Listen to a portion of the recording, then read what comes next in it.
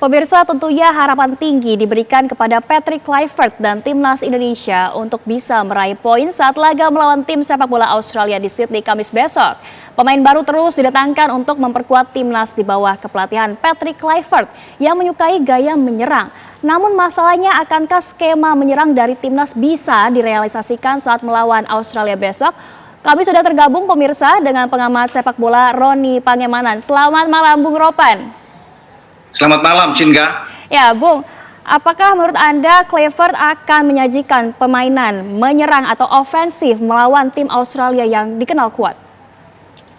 Iya, itu kan tekad dari Patrick Kluivert bahwa dia akan bermain dengan 4-3-3. Kalau bicara pola ini, berarti pola yang lebih attacking football, lebih menyerang. Ini disukai oleh Patrick Kluivert. Tapi kita harus ingat juga bahwa timnas melakoni laga tandang yang sulit. Tidak mudah, terlepas dari Australia ada beberapa pemain inti mereka tidak hadir, terutama kapten mereka Harry Souttar, tetapi Australia butuh kemenangan. Dengan mereka bermain di kandang, mereka harus mendapatkan 3 poin melawan Indonesia. Demikian juga dengan kita tentunya. Makanya Australia tidak akan mungkin bertahan. Mereka akan ofensif juga. Mereka akan coba untuk mempressing kita. Tapi saya pikir bagi Kluivert harus berhati-hati. Ya, dia bisa melihat keadaan dengan pola ini. Saya pikir ya, lebih bagus buat kita bermain dengan lebih menunggu ya, lebih sabar, menunggu untuk counter attack. Itu jauh lebih bagus. Kalau kita melayani dengan permainan terbuka, lebih berbahaya juga buat kita. Karena Australia punya pemain-pemain yang berkualitas ya. Artinya mereka peringkat 26 dunia, terpaut 101 peringkat dengan kita yang ada di 127. Yang harus diingat bahwa kemampuan mereka di semua lini juga bagus. Apalagi mereka sudah mendapatkan penyerang mereka yang sudah sembuh, pulih dari cedera, Kusingiyengi. Artinya dia ditopang dengan Martin Boyle, Craig Godwin, ini bagus mereka bermain. Makanya saya bilang hati-hati kalau memilih untuk bermain dengan pola menyerang, ya. Tapi semua tergantung dari Patrick Kluivert sebagai pelatih. Tentunya dia lebih tahu ya dengan 4-3-3. Sebenarnya pola 4-3-3 ini bisa dimodifikasi, ya, bisa berkembang di lapangan dengan berubah menjadi misalnya dengan 4-5-1 dengan menguatkan lini gelandang ya, dengan 5 pemain ada di sana. Ketika menyerang dalam transisi permainan ada 2 bermain di flank, itu akan membantu. Entah mungkin di kanan ada Marcelino atau Eliano Reinders, di kiri ada Dean James yang bisa membantu ke depan di saat kita melakukan tekanan ke lawan. Ketika ditekan ya tentunya mereka akan membantu sehingga ada 5 gelandang ini dirasakan sangat kuat. Nah, Sinka. Jadi saya pikir itu lebih bagus kalau bisa bermain dibanding kita memilih untuk ofensif habis-habisan ya.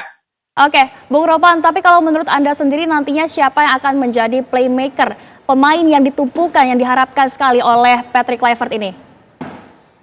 Menurut saya ya satu pemain yang bisa jadi playmaker, Tom Hai. Makanya kalau bermain misalnya dia memilih dengan 4-3-3, Tom Hai akan bisa memegang peranan penting sebagai pendistribusi bola ke depan, menyuplai bola ke lini depan di mana sana ada oleh Romeni ataupun ada 2 flank, entah dimainkan oleh siapapun yang saya bilang tadi, entah Eliano, Marcelino atau dengan Dean James, bahkan dengan Rafael Struijk sekalipun. Jadi otaknya ada di dia. Pasti kubu Australia dengan pelatih Tony Popovic tentunya tahu kunci Indonesia ada di mana. Mereka melihat semua dalam rekaman video juga siapa pemain yang lebih hebat dalam pengendalian bola, lebih tenang, visi bermain bola bagus ya memang ada di sang profesor, yaitu Tom Hai. Sementara Ivar Jenner tentunya hanya pemain box to box kuat dalam gelandang bertahan bersama dengan Joey Pelupesi, tapi mereka lebih bermain dalam sebagai double pivot untuk bisa meredam tekanan lawan sebelum sampai ke Jai Ises dan Max Hilgers di belakang. Jadi memang kuncinya kalau untuk bicara playmaker ada di Tom Hai. Gitu, Sinka. Oke, Bung Ropan, lalu bagaimana dengan kekuatan striker kita? Apakah menurut Anda Oli Romni ini akan menjadi penguat timnas Indonesia? Oh iya, dia datang pada saat yang tepat ya. Artinya ketika Ragnar Oratmangun terkena akumulasi 2 kartu kuning, ini sulit bagi kita. Tapi untung proses dia cepat dan pengambilan sumpah di London itu sehingga di lini depan kita teratasi dengan adanya Ole. Memang dia tidak murni sebagai pemain nomor 9, dia lebih cocok sebagai pemain nomor 10. Tapi keberadaan dia ini pas bermain di depan. Artinya kita butuh pemain yang ada di depan seperti Ole Romeni ini. Dan bukan tidak mungkin bahwa Australia akan menaruh perhatian yang luar biasa terhadap Ole Romeni. Karena dialah satu-satunya pemain timnas kita yang presentasi mencetak gol itu tinggi. Bisa mencapai 90%. Karena memang khusus dia ada di depan. Ya, oke ada pemain lain seperti Marcelino, Rafael Struijk dan para gelandang Tom Hai. Tetapi keberadaan Ole Romeni ini itu sangat penting. Makanya 2 center back Australia, entah itu dimainkan oleh Milos De Genek di sana atau Cameron Burgos, Alex Grant yang akan bermain di sana, entah Popovic akan memainkan siapapun, mereka akan memperhatikan dengan jelas di mana posisi dari Ole Romani ini berada untuk memarking ini, tidak bisa melepas pemain ini untuk bebas di kotak penalti Australia. Begitu. Baik, Bung Ropan, kalau kita lihat selama ini kesulitan timnas Indonesia untuk mengalirkan bola ke depan. Lalu sebenarnya siapa yang bisa diandalkan ini untuk membawa bola kita untuk mendekati gawang lawan? Ya, para gelandang kita tentunya, yang saya bilang tadi, Tom Hai ada di sana, tentunya dengan Ivar yang bisa membantu, dan Joy Pelupesi.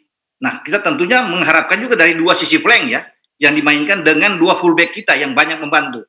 Ya, di kiri ada Verdong, kemudian ada Kevin Dix kalau dimainkan lebih awal, karena ada dua pilihan kan. Kalau bukan Kevin Dix, ada Sandy Walsh yang akan bermain di sana. Nah, ini mereka punya peran penting untuk bisa melakukan manuver-manuver, membantu sisi flank, kiri dan kanan, untuk memberikan crossing-crossing ke depan, di mana di sana ada Ole Romani. Jadi memang kita punya keuntungan bahwa kita punya fullback yang bagus. Secara kualitas, mereka mumpuni. Jadi memang saya yakin bahwa kita kuat di sisi flank.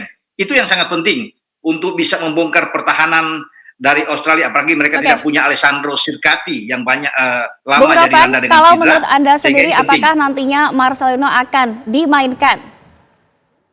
Bisa saja opsi itu terjadi, ya, karena kan orang juga banyak melihat bahwa starting 11 itu dihuni oleh pemain diaspora kita, semua 11-11. Tapi belum pernah terjadi itu. Apakah Patrick Kluivert akan melakukan itu dengan tanpa memainkan misalnya pemain-pemain kita sendiri ya, atau ada yang di Liga 1, karena kita masih punya Rizky Ridho dan Marcelino. Tapi saya pikir opsi itu bisa terjadi.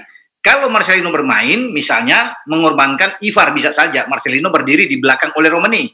Nah, double pivotnya dimainkan oleh Joe Pelupesi dan Tom Hai yang bermain di sana. Nah, di dua sisi flank itu dia akan memilih apakah memainkan Rafael Struijk atau Dan James lebih dulu dengan Eliano yang ada di kanan. Atau memarkir Eliano, Marcelino yang bermain, Ivar tetap berada di dalam. Karena saya pikir keberadaan Ivar Jenner itu penting.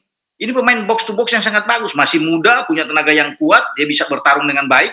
Jadi saya pikir Ivar, Tom, dan Joe itu bagus. Marcelino lah kalau bisa bermain ada di kanan, bukan Eliano. Bisa saja Marcelino yang akan ada di sana. Semua tergantung dari Patrick Kluivert untuk bisa melihat posisi terbaik menghadapi Australia. Karena kita butuh gol. Kalau kita bisa mampu mencuri gol aja di babak pertama, itu bagus untuk menggoyahkan konsentrasi dari pemain-pemain Australia. Jangan sampai mereka lebih dulu bikin gol ke kita. Agak sulit memang buat kita. Baik, tapi kita harus bisa mendapatkan gol pertama. Gitu. Baik, kita usahakan gol duluan ya. Berarti Bung Ropan, terima kasih banyak telah bergabung bersama kami di Kabar Utama Malam hari ini. Bung, selamat malam. Selamat kembali beristirahat.